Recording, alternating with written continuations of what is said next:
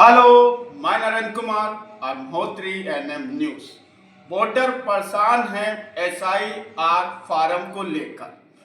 Voter लोग समझ रहे हैं कि मेरा वोट कट जाएगा, मुझे राशन नहीं मिलेगा, या चुनाव के दिनों मेरा वोट पड़ेगा या नहीं पड़ेगा। यही कोला तहसील की तेज तर्रार एसडीएम प्रतीक्षा त्रिपाठी ने आज पूरी बात बताई और वोटर को लेकर एसआईआर फार्म को लेकर काफ़ी जानकारी दी पत्रकारों को। आपको पूरी सूचना एसडीएम प्रतीक्षा त्रिपाठी जिस हिसाब से बता रही हैं, आप सुनिए उनकी ध्वनि।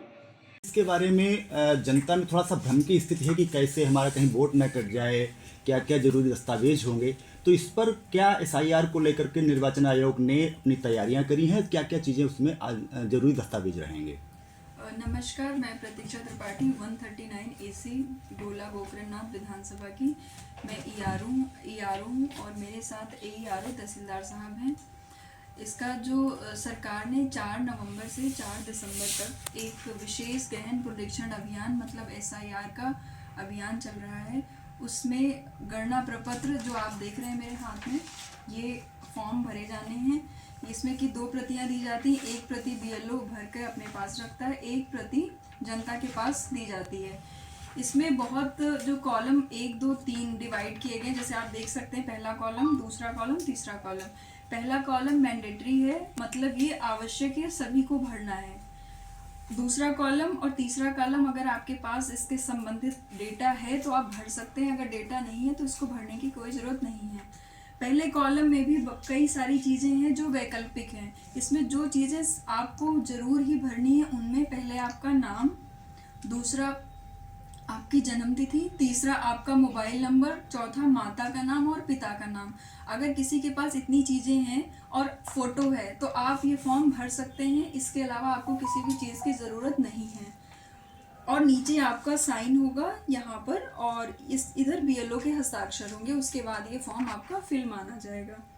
अब अगर किसी भी व्यक्ति का मतदाता सूची 2003 का SIR हुआ था, अगर उसमें नाम है और उसका डेटा मालूम है तो वो डेटा इस कॉलम में भरा जाएगा, जैसा कि आप देख सकते हैं कि इसमें भरा हुआ है।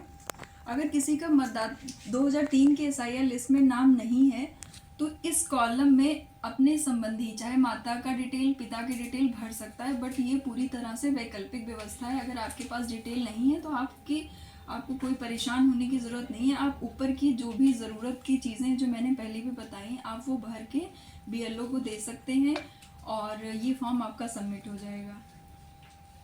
और मैम, जैसे अभी लोगों में ये भ्रम की स्थिति है कि एक बार अगर हम नहीं भर पाए या फॉर्म नहीं जमा कर पाए तो हो सकता है हमारा वोट कट जाए या उसमें कोई गलती रह गई तो आगे संशोधन की संभावना है कि नहीं है, इस पर क्या है? इसमें लोगों को ये भ्रम की स्थिति है कि अगर SIR में किसी को एब्सेंट, शिफ्टेड या डेथ, ये 3 कैटेगरी हैं जो कि हम अनकलेक्टेबल फॉर्म्स में रख रहे हैं। कोई अगर यहाँ पे 3 बार BLO जाता है और नहीं पाया गया तो उसको एब्सेंट की कैटेगरी में रखते हैं। अगर पता चलता है कि वो कहीं और शिफ्ट हो गए तो उनको शिफ्टेड के फॉर्म में रखते हैं। अगर मान लेते हैं कि कभी ऐसा हो जाता है कि आपका फॉर्म इसमें से आप उपस्थित थे लेकिन वो शिफ्टेड हो गया है, तो इसमें आपको परेशान होने की ज़रूरत नहीं है। 4 दिसंबर के बाद में जब इलेक्शन कमीशन के द्वारा ये इसका जो ब्यौरा दिया जाएगा, 9 दिसंबर के बाद एक ड्राफ्ट पब्लिकेशन होगा, तो उसमें आप आपत्ति करने के, दावा करने के लिए पूरा आपको 1 महीने का समय दिया जाएगा। आप उसमें आपत्ति कर सकते हैं। अगर आपका किसी भी प्रकार का संशोधन कराना है तो दावा, आपत्ति समस्त स्वीकार होंगे, आप उनको करिएगा और वो फिर से कोई भी संशोधन है वो हो जाएगा। फिर फाइनल पब्लिकेशन होगा, उसमें आपका नाम सही हो जाएगा। तो मैम, दावा आपत्ति के लिए अलग से फॉर्मेट कोई होगा या तहसील आना होगा या अलग से काउंटर बनाएंगे आप लोग, कैसे क्या होगा उसके लिए? नहीं, आपत्ति आप स्वयं से कर सकते हैं, उसके लिए तहसील आने की ज़रूरत नहीं है। तो पोर्टल पर जा करके या कैसे क्या रहेगा? बाय द वे, अगर BLO, क्षेत्रीय BLO नहीं है और फार्म भरा हुआ है तो वो कहाँ पर जमा किया जा सकता है?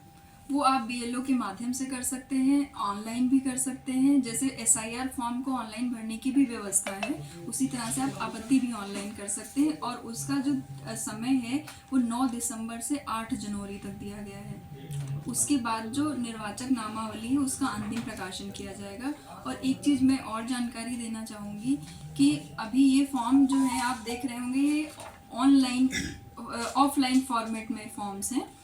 अगर किसी भी व्यक्ति के OTP लिंक्ड आधार कार्ड है या आपको इपिक लिंक्ड आपका मोबाइल नंबर है तो उससे आप ऑनलाइन माध्यम से भी अपने SIR भर सकते हैं। ज़रूरी नहीं है कि आपको उसके लिए BLO से संपर्क करना और इस फॉर्म की ज़रूरत हो।